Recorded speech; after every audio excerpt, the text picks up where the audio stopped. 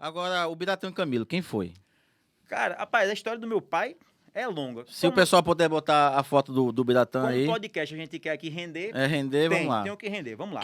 Primeiro, meu pai, ele, assim, dando uma adiantada grande, meu pai, ele não é jornalista de formação. Sim.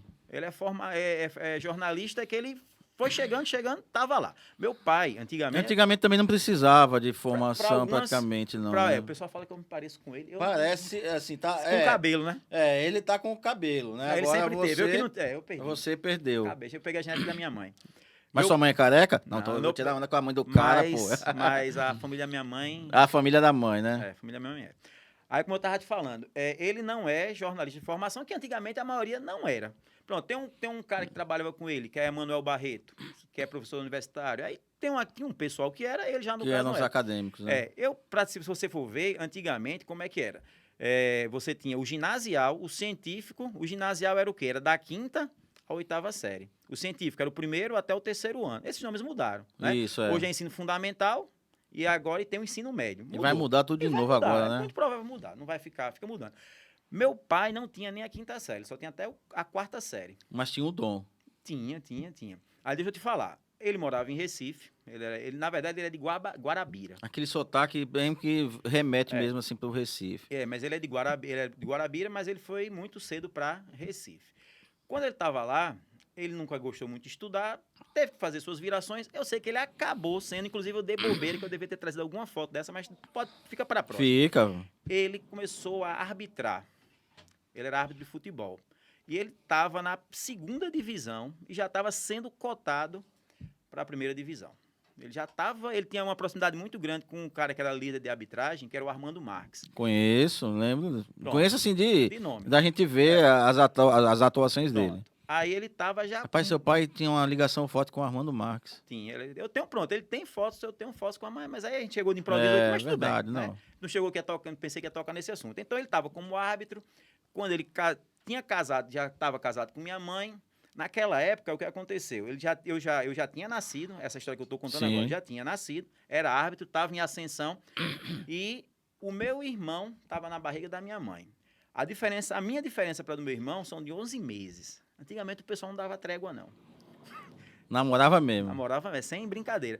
Tem uma época no ano que eu e meu irmão, a gente fica com a mesma idade, exatamente por conta dessa diferença. De ser apenas de 11 meses de diferença. Rapaz. Então, minha mãe, ela estava grávida do meu irmão e eu tinha, sei lá, acho que eu tinha meses, na verdade. O que é que acontece? Toda vida que os árbitros terminavam a partida, né, eles iam para um bar. Eu não vou falar o nome da pessoa, porque aí não vem ao caso que é exatamente essa pessoa. Claro. Mas eles iam para um bar e esse bar, como é que se diz? Eles combinavam de uma pessoa pagar a conta. Toda vez que eles iam para o bar, tipo assim, uma vez por semana eles iam para esse bar, alguém pagava Ou era um a amigo conta. da rodada. Pronto. Meu pai foi e pagou essa conta. O que é que acontece? Na época não tinha cartão de crédito, porque isso foi em... Vou lembrar aqui o ano. Eu nasci em 73, isso foi em 74, que é exatamente quando meu irmão estava. Sim. O que é que acontece? Ele vai e paga a conta com o quê? Ou pagava com dinheiro ou com cheque. Ninguém mais usa cheque. Isso. Confere? Mas ele pagou com cheque. Minha mãe falou, ela não lembra se era 24 cruzeiros naquela época ou era 50 cruzeiros. Eu sei que ele escreveu o cheque errado. Porque você tinha que escrever o número, você tinha que colocar o número. Por extenso. E o por extenso ele escreveu errado. Beleza. Deixou o cheque lá no bar e foi embora. O cara, o dono do bar, como eu falei, quando vou falar o nome, ele foi trocar o cheque. Quando foi trocar o cheque... Acusou o erro. Acusou o erro. Voltou. Beleza. O que é que o cara fez? Ele pegou, foi na casa da minha mãe e falou, o cheque aqui tá errado. Aí minha mãe fez, quando minha mãe chamava meu pai de Bira, quando o Bira chegar, ele vai lá. Beleza. Meu pai, ele acordava muito cedo para ir para o quê? Para ir para os treinos. Aí o que acontece? Meu pai acordou muito cedo. Quando acordou muito cedo, aí minha mãe contou essa história para ele, e meu pai, não, beleza, fez o cheque. Quando fez o cheque, foi na casa do cara, que morava muito perto da casa do meu pai. O que é que acontece? Só que ele foi de 5 da manhã. Por quê? Porque ele acordava cedo. Aí, quando ele foi na casa desse rapaz, o que acontece? Tinha uma menina que trabalhava na casa, né? Que são as secretárias do lar, né? Fala o nome bonitinho, né? O que acontece? Quando chegou lá, a mulher fez, olha, eu não vou acordar ele não, porque meu pai queria dar o cheque, só queria pegar o quê? O outro. Ele não queria dar o dele, né? Sei lá, coisa da época. O que acontece? Ele pegou, fez a mulher, fez, eu não vou acordar ele, não. Meu pai, beleza. O que acontece? Eu vou pro treino, na volta, Passa lá. passo lá. O que aconteceu, meu amigo? Meu pai foi pro treino, o cara acordou. Aí a mulher foi e falou, ele chegou aqui, veio aqui, a mulher não acordei o senhor, não. O cara pegou, foi na casa da minha mãe. Aí foi brabo. Mas, rapaz... Foi brabo. Empurrou, aí discutiu com minha mãe, dizendo que ele não deveria ter ido àquela hora. Eu digo, tem hora para ir 5 da manhã. Bom, enfim. Bateu a porta. Aí eu sei que, numa discussão, empurrou minha mãe, a porta bateu na minha mãe foi e caiu. Comigo no braço, com meu irmão na barriga. Gestante. O que acontece? Beleza, minha mãe fica nervosa, meu pai chega.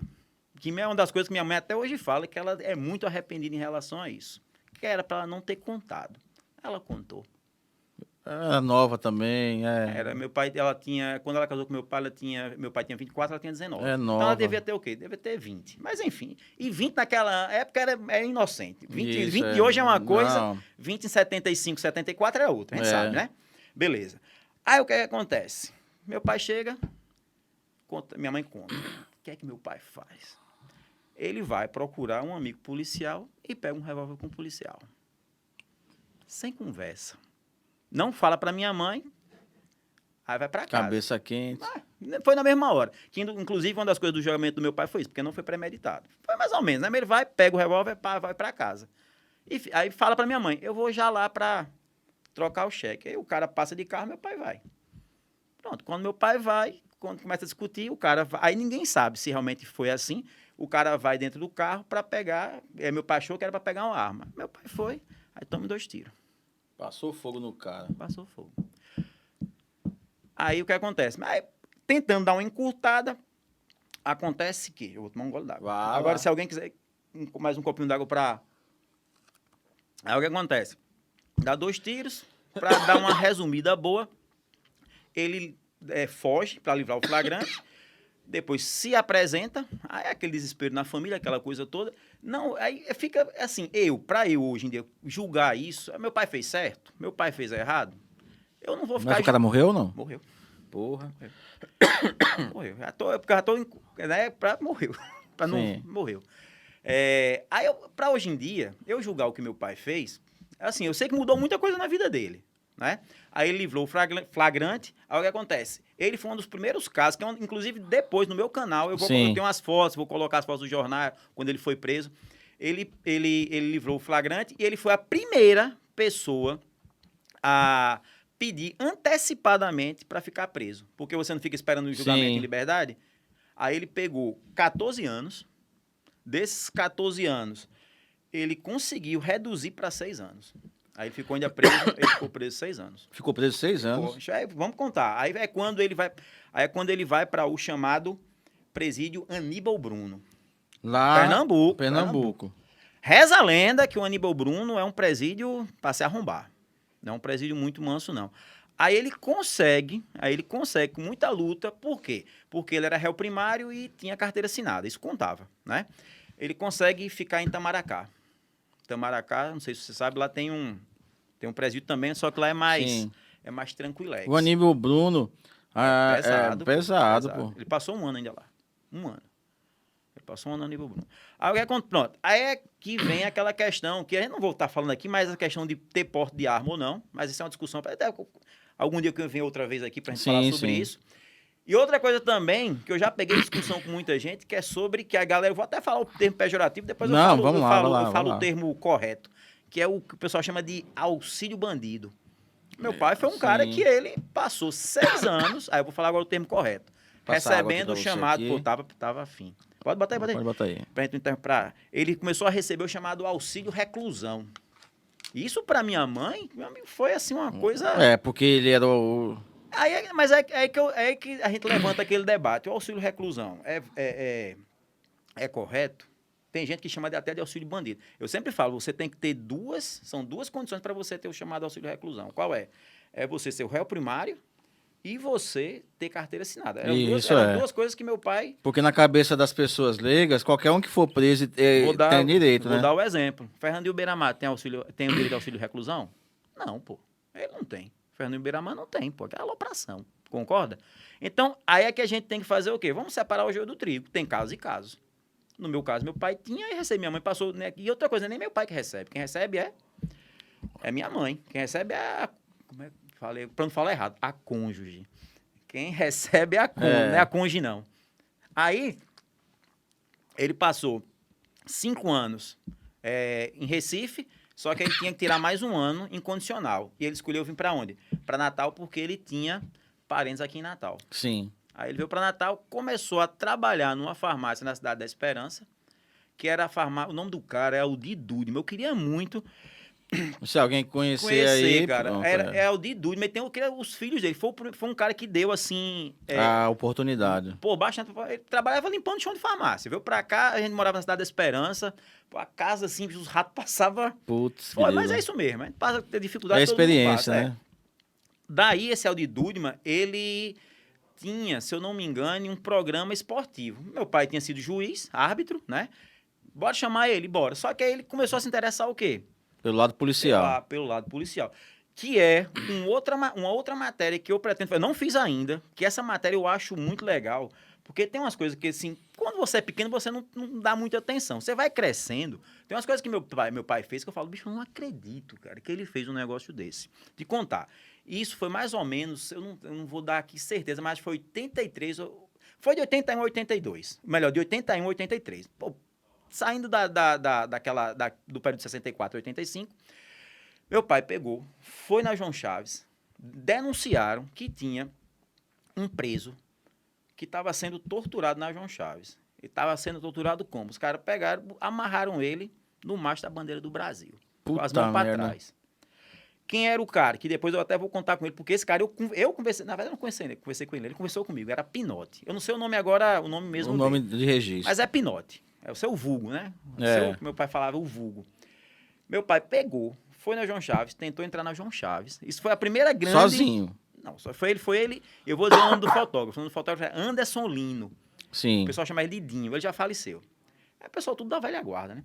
Ele foi, meu pai e foi o Anderson, foram no presídio tentar fazer, não deixaram entrar. Não sei como, ele chegou até um local que o muro era baixo, chegou, deu pezinho. Deu pezinho pra Anderson. Anderson, que era o fotógrafo, meu irmão, tirou uma porrada. Eu ainda vou postar isso no canal. Minha mãe tem esse recorte. Tirou uma porrada de foto, tá lá o cara. Com as mãos algemado. E o pior, tá lá o mastro da bandeira e a bandeira do Brasil assim. Irmão, e que repercussão. Saindo, eu não tinha saído da ditadura, era Figueiredo ainda, pô. O cara fazer um negócio desse, o que acontece? O fotógrafo sai correndo no carro da tribuna e pega o beco. Meu pai era gordinho, ficou. A gente gordinho, a gente sofre. Meu pai era gordinho, ficou, prendendo meu pai. Mas prenderam ele mais ou menos por um dia. Acho que foi o dia inteiro, assim. Tipo assim, isso foi 10 da manhã, ele ficou até as 4, 5 da tarde.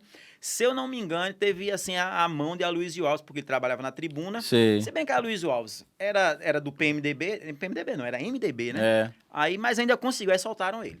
Aí foi quando saiu no outro dia, pá, o fotógrafo correu. Estampou.